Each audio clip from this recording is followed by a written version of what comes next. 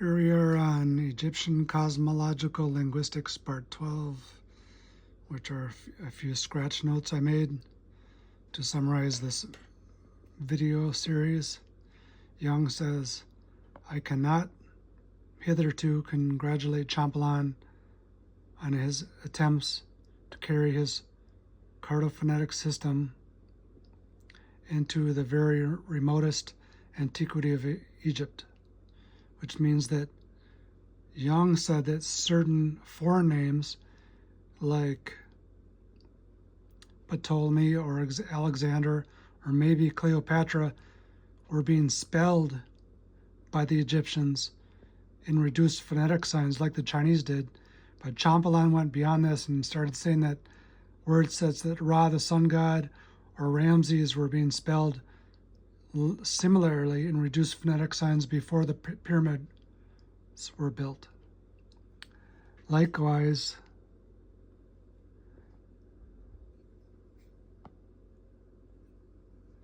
Young says in his Discoveries in Hieroglyphic Literature in 132a on page 43 that Champollion has ransacked his memory and or his Coptic dictionary for some name he thought capable of being applied to the symbol, and not always, as it appears to me, in the most natural manner. For example, Champollion looked up the Coptic word for mouth and found that it spelled R-E, and therefore decided that the mouth symbol was phonetically R in Egyptian. Likewise, sun is spelled mouth is spelled R-O, and the sun is spelled R-E. Therefore, he decided that the circle dot was Re in Egyptian. So Young did not support what Champollion did. And this is attested by the fact that Young, after he wrote his Discoveries in Hieroglyphic Literature as a response to Champollion's publication,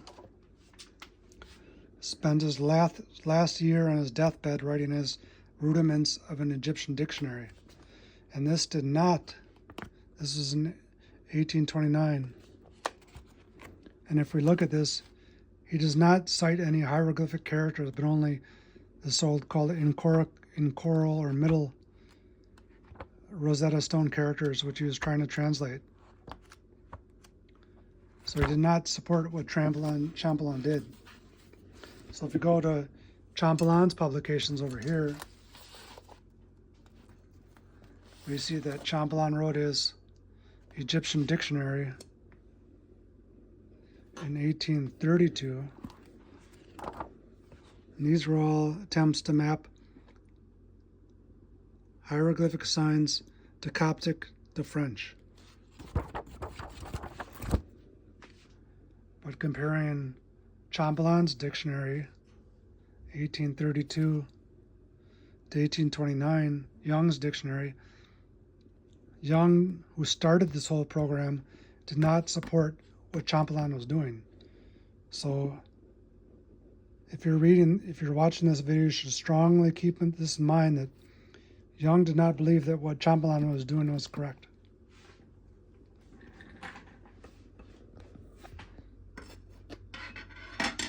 And to summarize with an example of how this new translation method applies to the modern day, we're going to look at the Papyrus of Ani, which is shown here. Egyptian Book of the Dead, going forth by day. Complete Papyrus of Ani. So this is the biggest, most complete Book of the Dead. And we're going to look at a video by the YouTuber Egyptology Lessons, who attempts to translate the first line or column of the Book of the Dead. And we're going to stop about here. We're going to focus on these two words where he says this means sky and this means by. So that we now know that this is an abacus, bread, and that's letter B. This is letter R. That's the red crown, does not mean B. And this is reed, and does not mean I or Y or whatever Egyptology the reader says.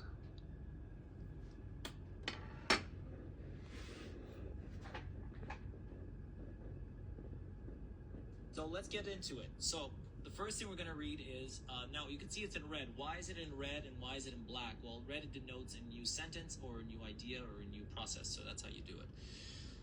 So the first thing is you have the word worship of Ray.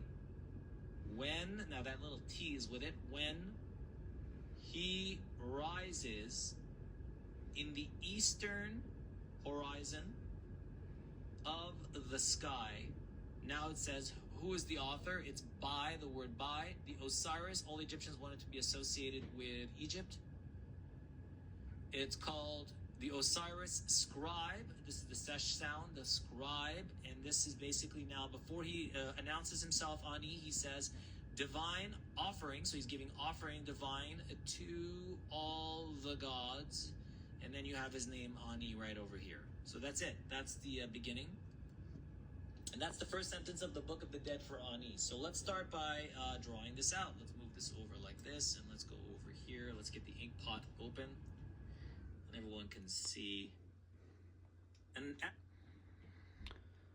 so I guess that's it for this video series. I hope some of you learned a few things. Peace out.